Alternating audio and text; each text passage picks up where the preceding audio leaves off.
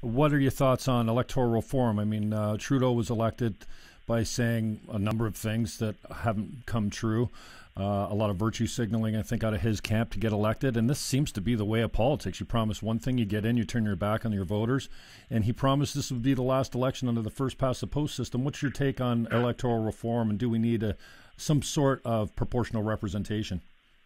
Yeah, first of all, I think you're right. That's why people are fed up with politicians that are saying something a day and the opposite the other day. And like Trudeau on his promise on the electoral reform.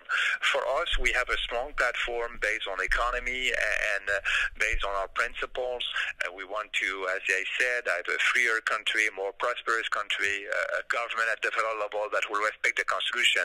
That being said, we have a lot of bold reform that need to be done, but I don't have anything, and we don't want to. We won't have anything on the electoral reform. This country is a parliamentary system. It is a good system. There's no best democratic system.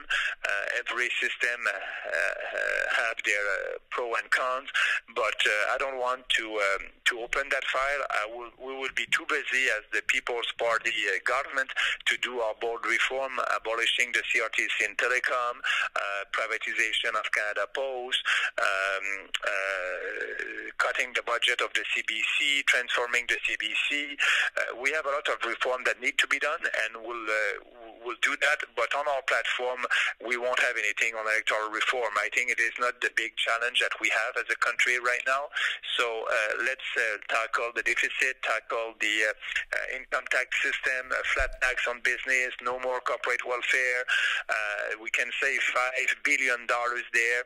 So all these reform can be done, and that will have an important impact on Canadians. So that's why we don't have anything on the electoral reform. Actually, I know that if you change the system, that can help new parties like us.